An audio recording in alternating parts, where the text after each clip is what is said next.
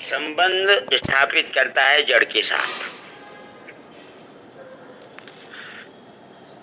जड़ में जो अहंकार है उसके साथ संबंध स्थापित करता है स्वयं चेतन, अपना स्वरूप।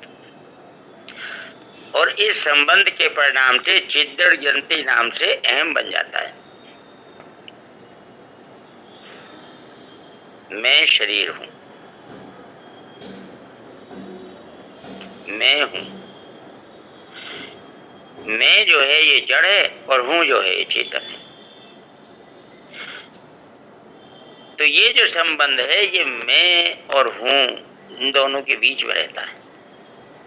मैं संबंध मानता है और हूं संबंध को स्थापित करता है। हूं के बिना मैं कुछ नहीं है। तो मैं किससे संबंध जोड़ता है महाराज जी? मैं नहीं जोड़ता संबंध, चेतन संबंध जोड़ता है मैं से। ये जो चेतन है, जो हमारा स्वरूप है, जो हमारा होनापन है, ये संबंध जोड़ता है अहंकार से। प्रकृति का अहंकार जड़ है। भूमि रापो नलो वायु खम मनो बुद्धि रेव च अहंकार इतियम में भिन्ना प्रकृति अष्टधा। अहंकार के साथ चेतन का संबंध होने पर मैं स्थापित हो जाता है। उसको अहम कहते हैं। और वो जो अहम है उसी में ये सारी गड़बड़ें रहती हैं।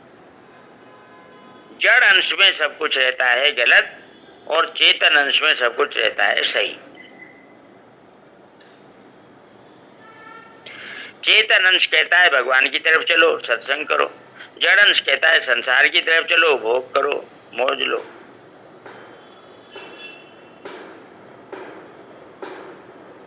तो महाराज जी यहाँ तो बहुमत वाली बात हो जाती होगी फिर, ये बहुमत किसका है या नहीं?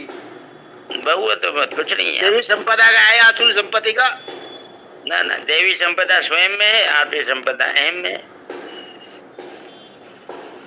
तो ज्यादातर लोग मुझे आसुरी संपदा उधर ही लगते हुए देखे हैं, ऐसा क्या है ये? अपनी बात कुछ अलग से शक्ति है क्या?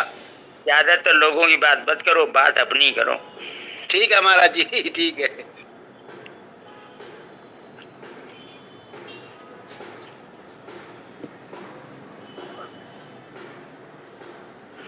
ये पैराग्राफ दोबारा पढ़ना है मुझे भाई जी। पढ़िए महाराज जी, पढ़िए। पढ़िए महाराज जी, पढ़िए। कर्तव्य शब्द का अर्थ होता है जिसको हम कर सकते हैं। 1109 पृष्ठ पर पैराग्राफ है, पहला ही मानो। कर्तव्य शब्द का अर्थ होता है जिसको हम कर सकते हैं तथा जिसको जरूर करना चाहिए और जिसको करने से उद्देश्य की सिद्धि जरूर होती है। उद्देश्य वही कहलाता है जो नित्य सिद्ध है और अनुत्पन्न है। अनुत्पन्न है मतलब उत्पन्न नहीं होता, ये सदा से है। उद्देश्य बना बनाया है, बनाना नहीं है, केवल उसको स्वीकार करना। वह नित्य सिद्ध है,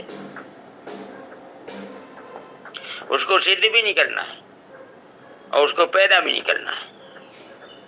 अर्थात जो अनादि है और जिसका कभी विनाश नहीं होता, उसको उद्देश्य कहते हैं। उस उद्देश्य की सिद्धि मनुष्य जन्म में ही होती है और उसकी सिद्धि के लिए ही मनुष्य ही मिला है, ना कि कर्मजन्य परिस्थिति रूप सुख दुख भोगने के लिए। ये बात नोट करके रख लो।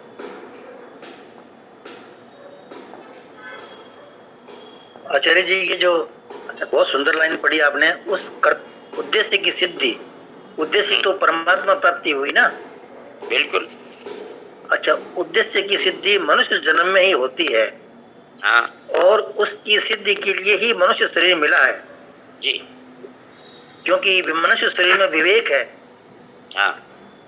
तो ये और न कि कर्मजन्य परिस्थिति, ये जो आगे ना, न कि कर्मजन्य परिस्थिति रूप सुख दुख भोगने के लिए। इसको थोड़ा स्पष्ट करिए।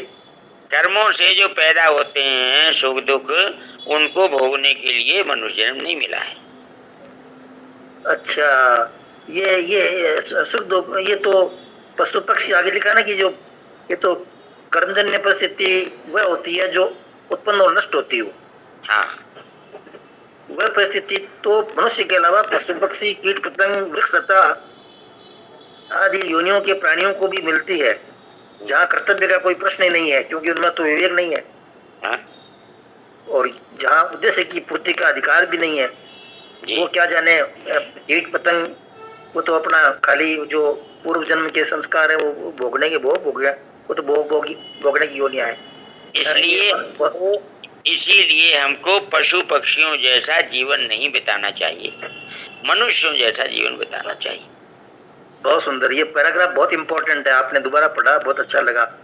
इसमें सब साधकों का समाधान हो गया। राम जी राम, बहुत अच्छा। नारायण नारायण नारायण।